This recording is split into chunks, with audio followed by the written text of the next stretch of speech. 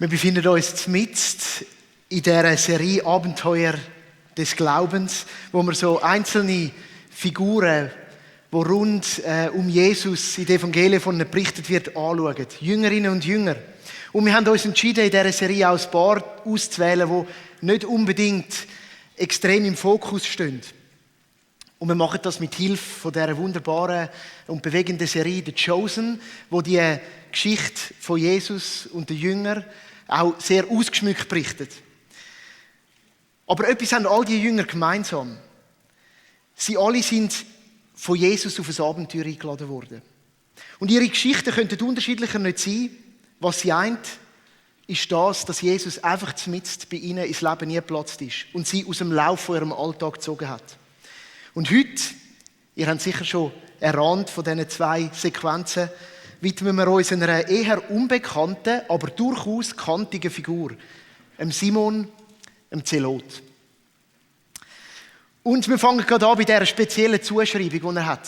Simon der Zelote, mit dem Beinamen Zelotes, oder wie man auch immer den will sagen. Es war üblich damals, dass Menschen so einen Beinamen hatten. Ich meine, in der Schweiz kennen wir es auch noch, der Schacher Seppeli oder so. Dann hat man gewusst, von wo der kommt, oder? Oder wo der zuzuordnen ist. Und das war damals auch üblich gewesen. Und im Fall von dem Simon ist es wohl darum auch wichtig gewesen, weil er doch einen Namensvetter hat, der sehr viel Raum in die Evangelien einnimmt und auch in der Kirchengeschichte, nämlich der Simon, der Petrus. Und so hat man den Namen sicher auch darum erwähnt, um ihn eben unterscheiden. Die Zuschreibung, die er bekommen hat, der Zelot, die hat eine Bedeutung, die wir heute auch kennen. Es hat nämlich geheissen, der Eiferer. Der Eifrige oder eben der Eiferer. Und wir möchten zusammen miteinander ein bisschen eintauchen, wieso er den Namen gehabt hat, wieso wir vermuten können, dass er den Namen gehabt hat und was das alles so bedeutet. Wir kennen das Wort heute auch noch. Eifrig ist eigentlich nichts Schlechtes. Wenn man sagt, hey, er war mit Eifer bei der Sache gewesen, oder sie, und sein Kind meint, dann ist das eigentlich eine gute Zuschreibung. Und wir merken schnell, das Wort hat irgendwie so ein bisschen etwas sehr Positives, aber es kann dann so überkippen, wenn man nämlich sagt, ja, das ist einfach ein Eiferer. Dann würde ich jetzt mal schon mal sagen, muss ich nicht unbedingt sein. Irgendwie zeugt das von einer Fokussierung und einer Zielausrichtung. Etwas, wo auf seinem Leben gestanden ist, eine Ernsthaftigkeit. Mit Eifer bei der Sache sein heisst, ich weiss, was ich will. Ich gehe dafür. Vollgas. Aber eben, es kann dann auch so ein bisschen kippen. Eifer kann zu Eifersucht führen. Etwas, was man dann schon eher negativ konnotiert. Etwas, das vergiftend kann sein für dich selber und für die Menschen um dich herum. Oder ich würde es jetzt so ein bisschen sagen, umgangssprachlich würde man sagen, ja, das ist einfach ein verbissener Keib. Und von verbissen zu überbissen ist dann auch nicht mehr so weit. Es kann kippen mit dem Eifer. Und gleichzeitig, wiederum positiv, redet sogar Gott davon, dass er ein eifernder Gott ist. Er stellt sich als das vor. Beim Tiefertauchen in die Predigt ist mir aufgefallen, dass es im ersten Gebot von den 10 Geboten ist. Das lassen wir immer gross aus. Was heisst, ihr sollt keine anderen Götter haben neben mir. Dann sagt er selber, ich bin ein eifernder Gott. Also es ist so zwiespältig. Ich würde jetzt aber gleich sagen, wir können uns einig werden, so als Beiname sagt das schon noch einiges aus und ich würde behaupten, nicht jeder möchte diesen Namen haben. Also, wenn man dir sagt, ja, der Verbissene, dann bist du ein bisschen speziell, wenn du das cool findest, oder eben der Eiferer. Aber vielleicht, ja, gefällt es dir auch, je nachdem, wie so dein Charakter ist. Es ist prägnant und kantig. Jetzt muss man aber auch sagen, dass der Beiname wohl damit zu tun hat, dass der Simon zu einer grösseren Gruppe von Menschen gehört hat. Und zwar sind die sogenannten Zeloten oder eben die Eiferer eine Absplitterung von den Pharisäern. Die Pharisäer, die kennen wir noch besser. Das ist so, man könnte es ein bisschen mit einer Gilde vergleichen oder vielleicht in einer Zunft oder wie man das auch immer sagen will. Das sind die Juden gewesen, die es extrem genau haben wollen mit dem Gebot zum Jahwe genügen.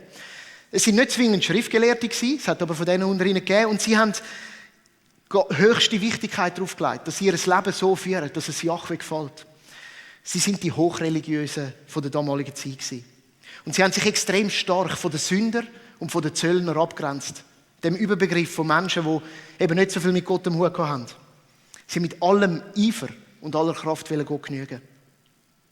Und das hat natürlich sich in ihrem Alltag gewirkt, weil sie haben sich müssen abgrenzen von anderen, die nicht gleich eifrig wie sie gelebt haben, weil sonst wären sie ja auch sündig geworden. Also durchaus so ein bisschen eine Gruppe, die sich zurückgezogen hat für sich, aber auch einen hohen Anspruch gehabt, um zu sagen, wie es richtig läuft. Das sind Pharisäer. Und Zeloten sind eine Absplitterung von denen. Also die sind aus denen entstanden und eigentlich ist das so gelaufen, dass die es gerne noch ein bisschen intensiver haben wollen. Die Pharisäer haben sich nämlich damit begnügt und darauf beschränkt, dass sie ihren Glauben haben können neben dem römischen Regime leben. Sie haben gesagt, irgendwie arrangieren wir uns am besten damit. Wenn der Kaiser es anders sieht, solange wir machen können, was wir wollen, okay.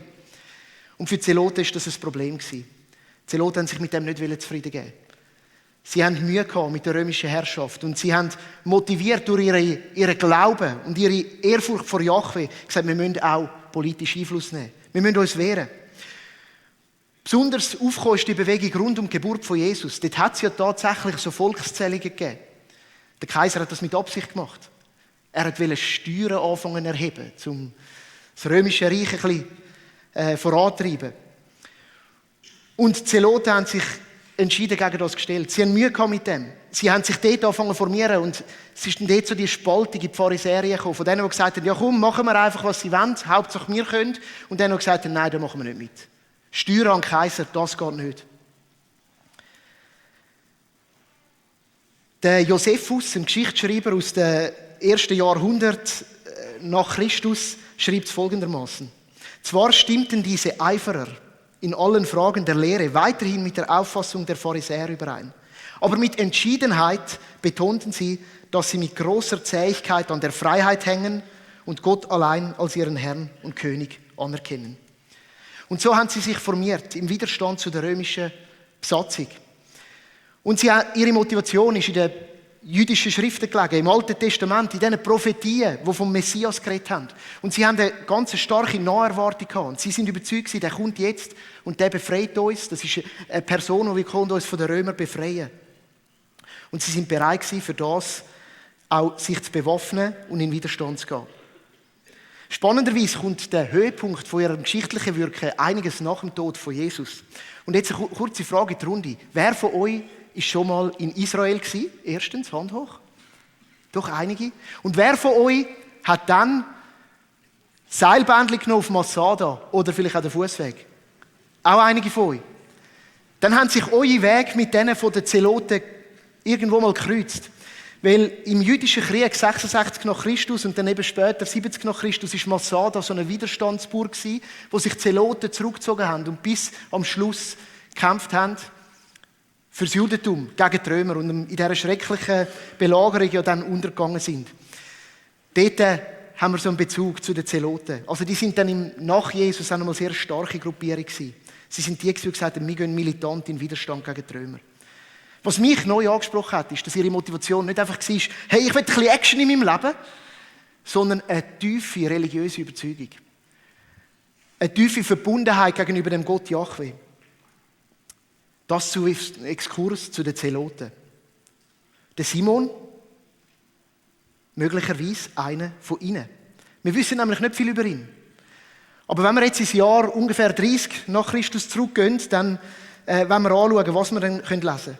Ich glaube, wir können davon ausgehen, dass er zumindest eine Nähe hatte zu dieser Gruppierung der Zeloten und dass man ihm darum so gesagt hat. Wir lesen in der Bibel Folgendes über ihn. Lukas Kapitel 6. Als es Tag wurde, rief er Jesus seine Jünger zu sich und wählte 12 von ihnen aus, die er Apostel nannte.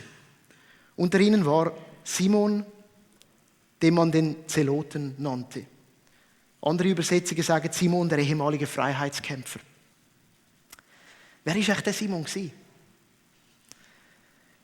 Simon bedeutet, Gott hat gehört. Und ich interpretiere, er war ein Mann, der Jahwe extrem wichtig war.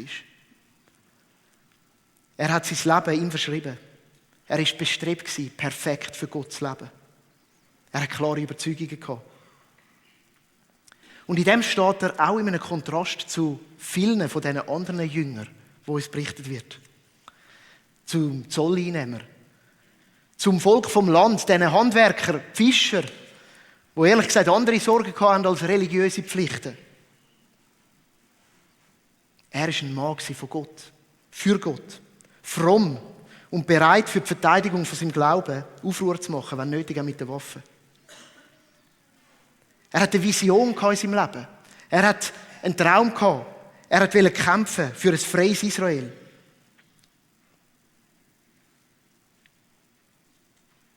Was die Begegnung mit Jesus, mit dem Simon gemacht hat, das schauen wir uns in einem nächsten Abschnitt vom Clip an.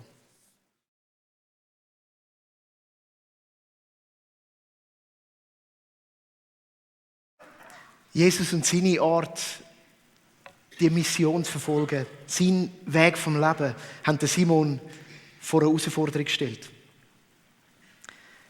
Es scheint, als hätte der Simon den Messias erkannt. Sonst wäre er wohl nicht um den Jesus herum gewesen und wäre auch nicht erwählt worden als einer von diesen 12. Irgendwie hat ihn der fasziniert. Aber, und das erstaunt schon, der war so anders gewesen, als dass er gelernt hat, wie er sein sollte. Als seine ehemalige Gruppierung das erwartet hätte. Eben kein bewaffneter Revoluzer, kein Verbissener, kein Eiferer, sondern irgendwie sanftmütig und anders. Und da sind sich auch die Gelehrten einig, die die Zeit von Jesus studieren und darin forschen. Sie sagen, Jesus und sein Wirken und das, was er verkündet hat vom Reich von Gott, hat sich stark unterschieden von dem, was damals die Gruppierungen gedacht haben. Also das war eine Provokation, das war auch irgendwie eine Konfrontation. Und ich stelle mir so vor, wie es dem Simon gegangen ist. Ich meine, irgendwie war er bewegt. Das ist ja schon noch krass. Jetzt denkst du, hast deinen Meister gefunden. Und vielleicht ist es ja schon so gegangen. Eine Person, die euch beeindruckt, die euch fasziniert, wo ihr merkt, die hat etwas. Und dann, je länger du die Person kennenlernst, desto mehr bröckelt die Fassade. Und du merkst so, der sieht einiges ganz anders als ich. Und ich glaube, das kann extrem provozieren. Und ich wage es zu behaupten, dass der Simon, der Zelot, der Jünger könnte sein, der am meisten mit Jesus und seinen Ansichten ins Gehege gekommen ist. Weil Jesus hat sich durchaus nicht gescheucht, zum Pharisäer vor den Kopf zu stoßen, um mit diesen Traditionen zu brechen, um sie zu konfrontieren. Ich denke mal so an die Stelle, wo es berichtet wird in den Evangelien, wo ein paar von den Pharisäern Jesus eine Falle stellen. Im Markus wird sie berichtet im Kapitel 12, wo sie ihm gesagt haben, ja, also Jesus, sag uns, was ist denn mit diesen Steuern? Müssen wir die abgeben? Müssen wir dem Kaiser Steuern zahlen? Und sie haben ihn in ein Dilemma bringen. Sie haben nämlich schauen, ob er jetzt eher mit den Zeloten haltet. Dann hätte er natürlich den aufständischen Kampf im Rücken gehabt und die hätten dann vielleicht ihn unterstützt. Oder sie wollten schauen, ob er sich eher ein bisschen abgeschwächt gibt, damit er nicht in Tumult mit den Römern kommt. Und Jesus antwortet, warum stellt ihr mir eine Falle? Reicht mir eine Silbermünze, ich will sie mir ansehen. Sie gaben ihm eine. Wessen Bild und Name ist darauf? Fragt er. Sie antworteten, das Bild und der Name des Kaisers. Da sagte Jesus zu ihnen, dann gebt dem Kaiser, was dem Kaiser gehört und gebt Gott, was Gott gehört. Über diese Antwort waren sie sehr erstaunt. Und ich denke, der Simon hat überbissen in dem Moment gesagt, oh, schläft's? Eigentlich nicht. Wie ist es ihm wohl gegangen? Wie ist es ihm gegangen mit seiner so anderen Prägung? Gell, wir alle kennen auch Prägungen in unserem Leben. Vielleicht im Vergleich zu den anderen Jüngern, zum Andreas und dem Petrus, diesen Büzer, denen, die ehrlich gesagt religiös nicht viel am Hut hatten, denen, die einfach irgendwie durchs Leben kommen. Ich meine, haben sie die wirklich ernst gemeint mit dem Rabbi oder ist es einfach so ein bisschen das Millionenlos gewesen? Green Card mit einem Rabbi mitziehen. Ich kann mir vorstellen, es hat ihn herausgefordert. Die haben ja zu nichts getaugt. Für sie war es der Millionen-Jackpot gewesen, aber er, der Simon, der Zelot, der hat Überzeugungen gehabt, der hat gewusst, was die Schriften lehren. Der hat sich darum gekümmert, der hat vielleicht auch bei einem anderen Rabbi Anschluss gefunden. Disziplin im Glauben war seine Stärke gewesen. Und ich glaube, darum ist die Begegnung mit Jesus so entscheidend, weil seine innere Motivation von seiner Frömmigkeit herausgefordert worden ist durch Jesus. Simon, machst du es aus eigener Kraft? Simon, versuchst du einfach besonders gut zu leben? Simon, wo dominiert deine Vorstellung von der Zukunft? So in einem religiösen Deckmantel und du bist nicht bereit, sie abzugeben. Simon, für wen machst du das alles? Simon, wo bist du in der Gefahr? An Grenzen zu kratzen von dem, was noch okay ist, weil du gewisse Überzeugungen hast. Und ich glaube, da landen wir schon sehr in der Realität. Und heute soll die Predigt uns die Frage stellen: Wo steckt ein Simon oder eine Simona in dir und in mir? Und es könnte so ein paar Anzeichen geben. Du meinst es aufrichtig und ernst. Du kommst jeden Sonntag zu Kirche. Du nimmst deine Sache gerne selber in die Hand. Verantwortung. Du hast starke Überzeugungen und klare Vorstellungen, wie das rechte Leben auszusehen hat.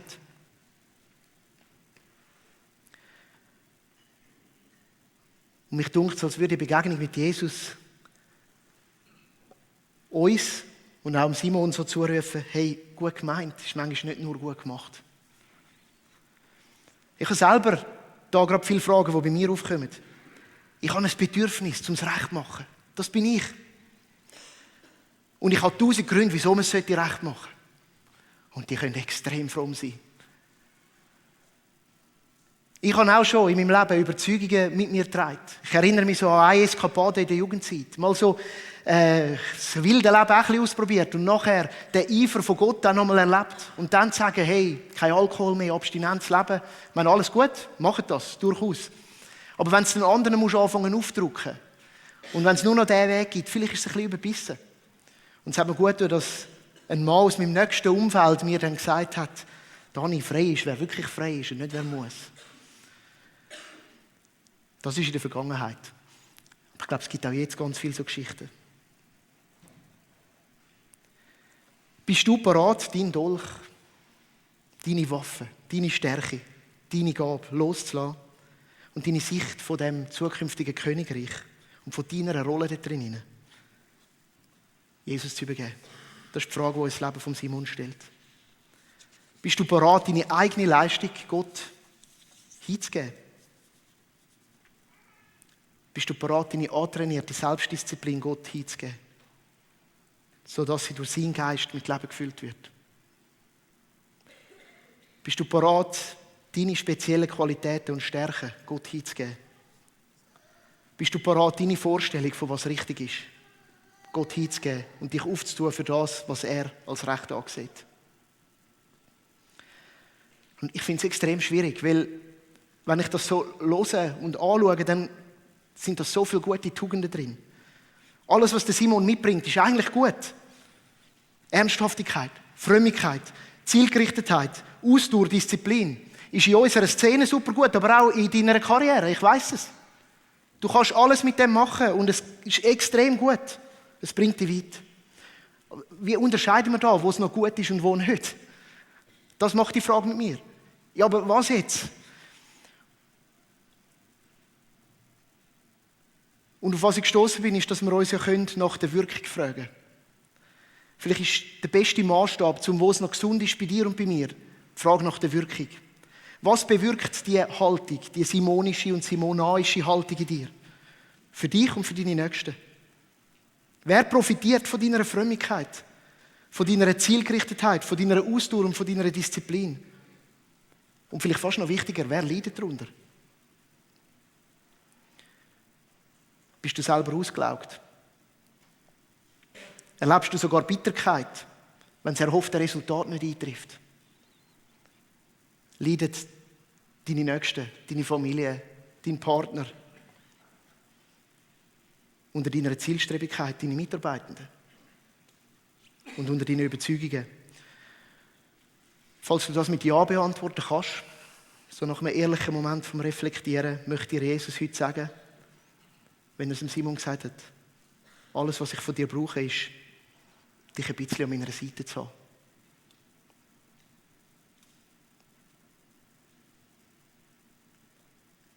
Heute ist eine Einladung, dass du deine Waffe mal ablegen kannst.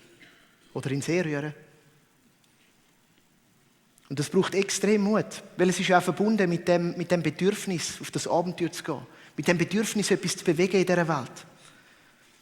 Ich glaube, es braucht genau das, weil es erst dann dich befreit für das wahre Abenteuer, das Gott für dich parat hat. Und in dem ist es auch eine gute Nachricht.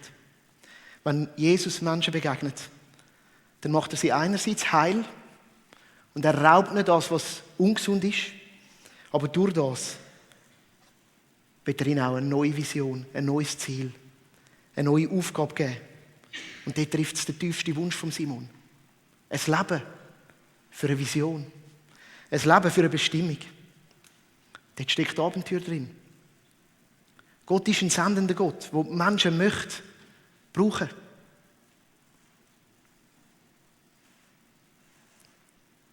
Nachfolge und das Abenteuer vom Glauben ist nie ein Selbstzweck, keine Angst. Es kommt immer dorthin, wo Gott sagt, und jetzt gib das weiter. Und jetzt gang für die größere Vision. Und jetzt bist das Licht für die Welt. Und darum keine Angst. Mit der Abgabe von deiner Waffe verpasst du das Abenteuer nicht.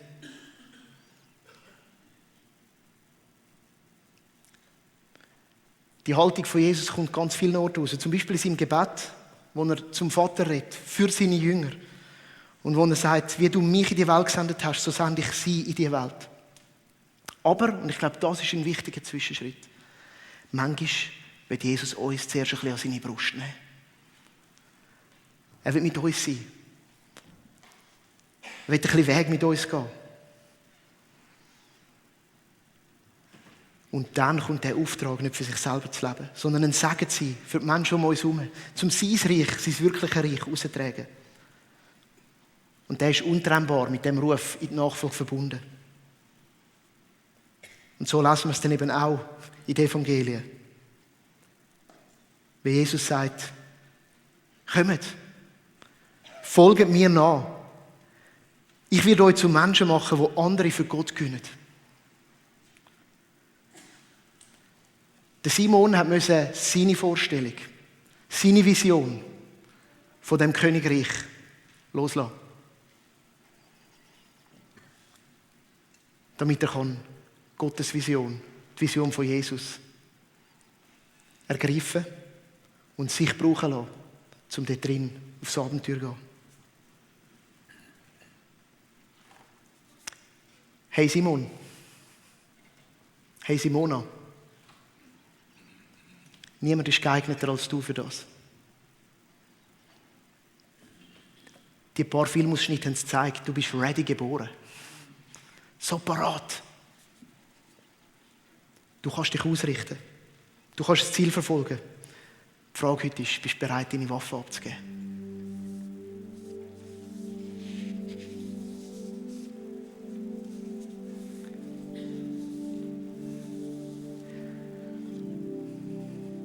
Mich faszinieren die Geschichten und ich finde es auch wirklich genial, dass wir die Schriften haben und uns können so ein bisschen darin begeben und darüber nachsinnen. Und mein Wunsch ist, dass das heute Morgen geschehen kann, am Bild von dem Simon. Und ich glaube, es sind genug Fragen da drin, die uns jetzt nachgehen dürfen, wenn wir im nächsten Moment gehen und das auch reflektieren. Bist du bereit, deine eigene Leistung Gott hinzugeben? Vielleicht ist das deine Waffe. Bist du bereit, deine Selbstdisziplin Gott abzugeben, sodass sie durch seinen Geist, der sagt, es ist eine Frucht, die von ihm kommt, die Selbstdisziplin, kann gefüllt werden? Bist du bereit, deine speziellen Qualitäten, das, was du dich vonschreibst, deine Abzeichen da oben, Gott hinzulegen? Bist du bereit, deine Vorstellung von dem, was richtig ist, Gott anzugeben und dich zu öffnen für das, was er als richtig anschaut? Ich möchte beten. Allmächtiger Vater und du erfahrbar gewordene Gott, Jesus Christus, Messias. Danke, dass du uns rufst. Danke, dass du den Simon auserwählt hast mit allem, was er kann, mit allem, was er mitbringt. Aber es fordert auch raus, der Ruf. Als Simons und Simonas sind wir Menschen, die es irgendwie besonders gut selber können, die schon extrem viel angebracht haben, die es echt im Griff haben, so Rückwärtssalto und so. Wir wollen uns heute herausfordern lassen von dir und sagen, hey, wir geben es dir hin. Erneuere unsere Sicht von dem Reich. Schaff Mut in uns, dass wir unsere Waffen loslassen können. wo wir mega fest daran haben, weil sie uns Halt und Sicherheit geben. Weil sie uns einen gefühlten Platz im Himmel geben. Und gib uns deine Waffe von der Liebe. Deine Waffe von der Klarheit. Deine Waffe von der Selbstdisziplin. Deine Waffe von der Freude, Frieden, Geduld, Genügsamkeit. Ich danke dir, dass du in uns den Mut schaffst, dass wir es loslassen können. Ich danke dir, dass du heute auch uns die Augen öffnest für dort, wo wir Simon und Simona sind. Sodass du uns brauchen kannst für dein grosse Abenteuer. Und da bitte ich dich auch, dass du uns vorbereitest, dass wir bereit sein können, um es aufzunehmen. Danke, wirkst du unter uns. Amen.